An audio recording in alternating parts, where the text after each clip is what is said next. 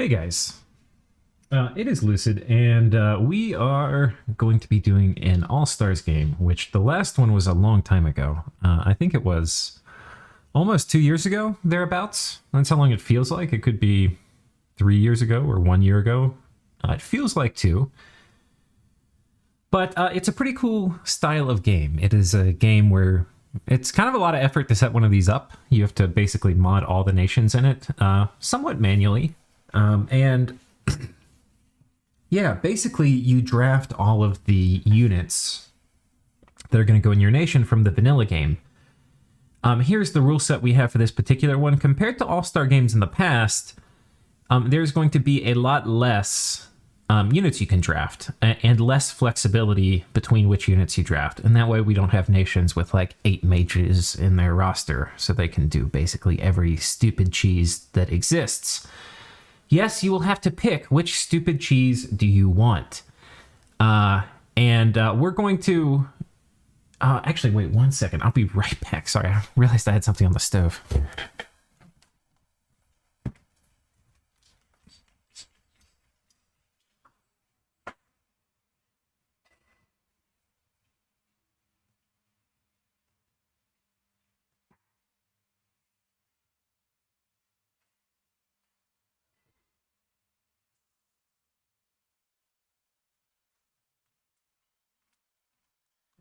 Yeah, that's the smell you smell when you don't want to... that's the smell you don't want to smell as you remember you forgot something. Yeah, so anyway, you're basically going to draft things. And before, there's a ton of flexibility. Like there were a lot more wild cards. You didn't have to get any cap-only units. You could get 2 cap-only commanders. There's just a bunch of things before. And now, basically, you get way fewer picks. And so your nation can only do... like a couple things really well.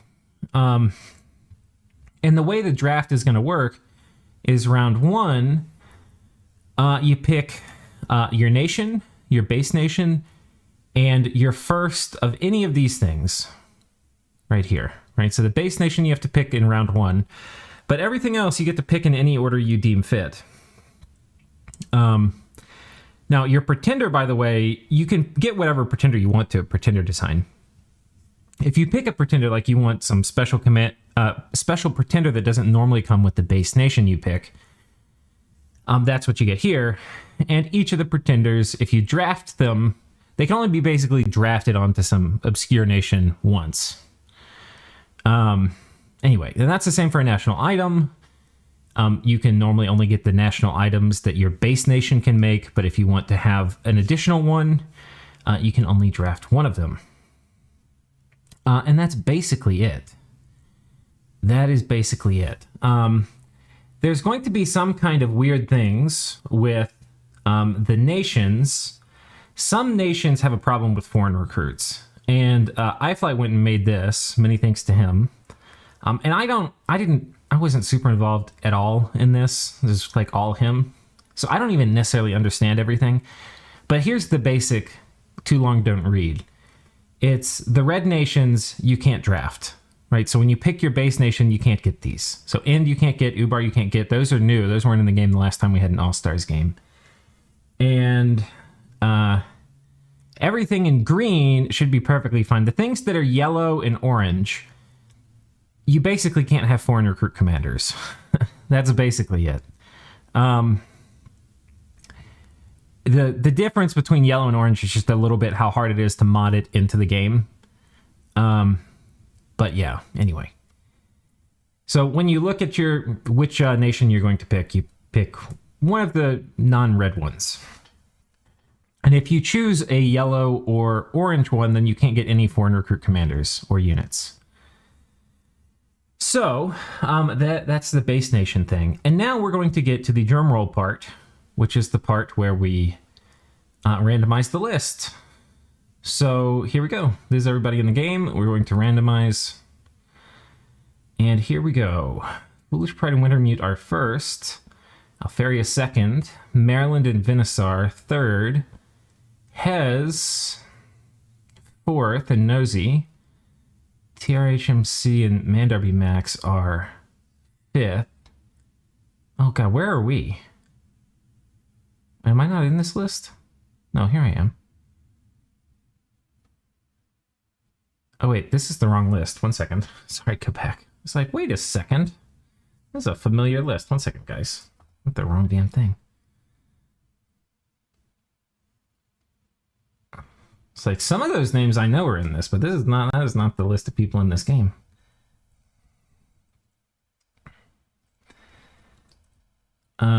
Okay, so here's the list. And yeah, let's go. Randomize. All right, here we go. So first is Grippa and Zan. Next is Pendragon and Grandpa. Third, oh, sweet. This actually is a pretty good slot to go. Third. It means we're going to get shafted on the next... So it's a snake draft, which I probably should talk about a little bit. The way a snake draft works is while we're going to go... So I'll put this... We'll do it here together. But basically, I'm going to take this and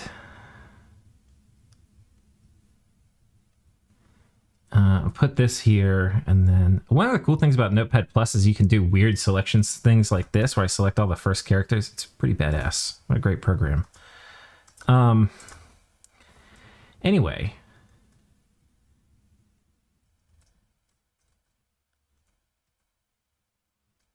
So, oh, and then I can also do, well, we'll just do this real quick. But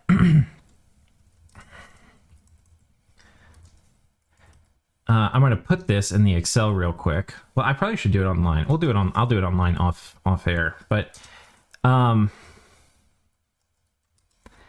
this just shows you a little bit, like if you want to host one of these, you can kind of see what I'm doing, because it's a really fun game format. It's kind of a lot of work to host, though. If you think hosting a normal Dominions game is hard, this is like 20 times the work. But yeah. Coming home from school, and first thing I see is Lucid streaming. Nice. What's up, guys? Seraphiscent. I don't know how to say that. Yeah, what's up? So yeah, these are going to go in, if I copied them right. These are going to go in here. Not delimited. Okay. Like that. And so this is the draft order. So when it's my turn, we're going to draft this. And then, wait 1 second. Copy. I forget if there's a way to paste inverted. Transpose. No, that's going to do it. It's left to right instead of upside down. I might have to just do this manually, but it'll go in the reverse order. So John Arbuckle and Mekamori are going to go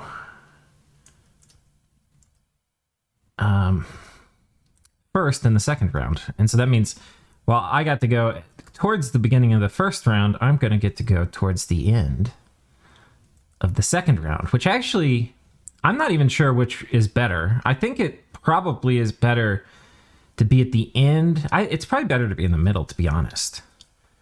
Because that way you still get a pretty good nation draft. But this one... Oh god, and I have this kind of wrong too. This one matters a ton. This draft, because basically you're going to get 3 of the most important picks right here at the beginning.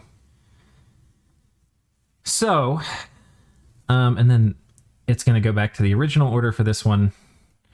And then the final set of 3 picks will be back here. And these last picks don't matter nearly as much as the first ones. So anyway, what we're going to go, first Grippa will draft, then we'll do it. So we have to go through this whole draft sequence. And once this whole draft sequence is done, then people can pick their starting armies. And the starting armies have a rule, which is described here. Which is the starting army can be formed of any of your 2 commanders and any 2 types of your non-sacred units up to 400 gold or 300 resource limit. You can't exceed either of these. And so when you let me know what your starting army is, you have to say kind of what units you get and how the math adds up. But you can do weird things. Like some people did 2 commanders only with none of their starting units, which was kind of strange. But you can't get any sacreds as part of this. Your commanders could be sacred, but not your units. So anyway, there's some weird, funny things you can do with like, oh, we're going to do a commander expansion. But yeah, how this game will probably play out though is you end up with like very strong nations because you're taking. It's a little bit like the draft or whatever in Dota, where you ability draft, where you get to pick all the things, and there's things that aren't normally meant to go together, and there's some combinations of things that if you put them together, they're way stronger than they would be on their own or as part of other nations. Hosting transparency and content creation whilst you get the admin done. Is that 3 birds with 1 stone? Yeah. No, it's nice to randomize it publicly, because then if I get a really high spot, like 3rd, people aren't like, oh, you totally did that. Or if I give Ballin the second to last spot, he can't accuse me of cheating, which he totally would do. Yeah. So anyway, and look at Grippa thinking he has bad luck, but he's first draft. Okay, but I think that's it. I'm not sure totally what map we're going to be playing on, but if you... Oh, the other thing I'll just flash up and show you. If you want to play... This is one of the old mods for Allstars, which basically I'll be doing something similar to this for this game. But you can see it's pretty long. Like, you know, it's like a goddamn book report you have to write. But some of these things will just be copy and paste. Like this is nerfing all the blood spells.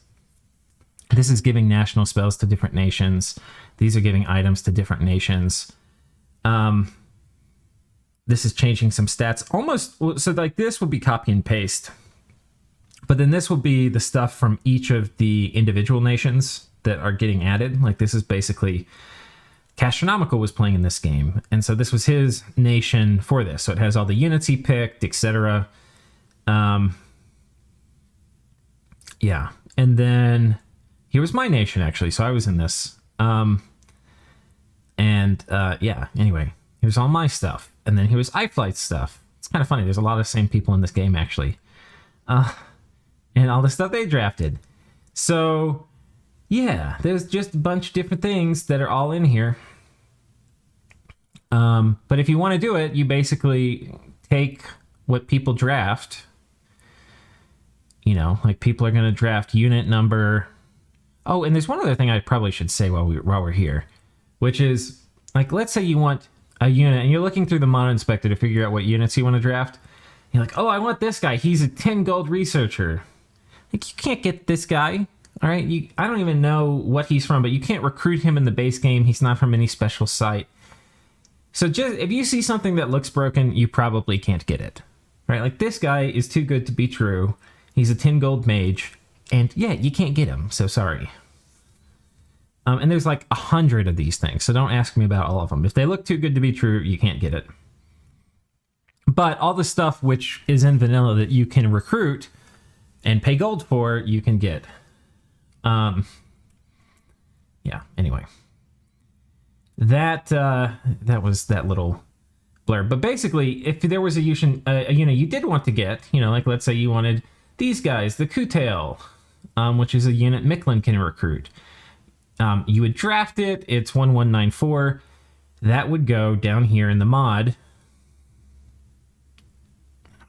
In the mod, you'd be like add commander 1192 and put Kutail. And anyway, you do that for every little thing people draft, and then boom, you have your mod nation done. Final thing I'll mention is that if people want to re-sprite things, they can do it. But if it makes my eyes bleed, then I'm not going to add it. So it needs to be at least in the Dominion spirit. Can't look like... There were some goddamn eyesores in previous All-Stars draft things. Like, I forget what it was. Somebody had like Captain Planet Pigs or something. I don't know. It was horrible looking, but it was funny. But we're not doing that. So if you have like, if you want to mod your sprites, you can do it, but we're not going to wait for you. You have like a week from today to get them done. Anyway, I think that's it. Let's see what comments, what chat said. Bad luck, more like bad skill. How much do you need to get into Dom to want more variation? Fair play to you guys, brave. Could we put in the Nefel? The Nefel. Yeah, so you can't do that, I don't think. It's like if you look at Nefel,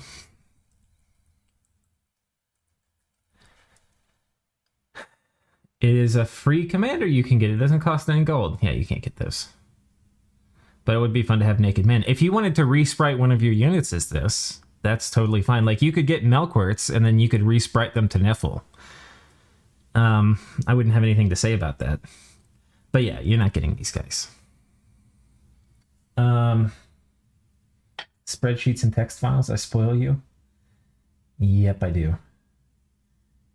I guess I'll say one more thing in closing, too, which is for the drafting, there's usually the more valuable picks are the units. This national spells and stuff, like if you don't, you could have if your whole strategy is based on getting a national spell you wouldn't normally have access to, you could get it, like this might be a high draft priority.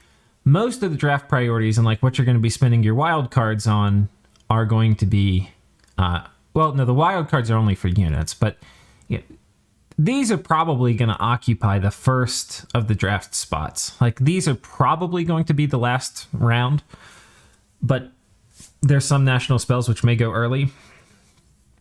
And anyway, what that ends up meaning is if you count the total number of these, there's 2, 4, 6, basically 6 units that are going to be in your nation, considering all the commanders, all the units you draft. And when you look at that, one of them is going to most likely go in this. You're going to have 3 that most likely go here, and that's only going to leave 2 for this one. So anyway, you can see this actually is a really good, being high priority here is actually a really good thing because you're going to get 3 really important commanders and units. But with that, I think we're done. Thank you for tuning in. And mostly this was just for the people in the game, but I figured some of you might be interested, especially since at some point this will probably go up on YouTube as a game. So, see you all later. Peace. Oh, somebody asks, what about national heroes? Maybe you can draft them too? Nope, those come based with your, those come attached to your base nation. And we're going to have worthy heroes on. The Airmorian Cultist, yeah, that's also totally banned. Also, the Scalarian Cultist is banned. That's one of the special exceptions listed down here, which is... It's the only unit that's banned. And I didn't even come up with this. I was just proud of... Summer, who hosted the first ones, figured this out all on their own, that maybe we shouldn't let the Scalarian Cultist in. Anyway. Thanks, guys. See you next time.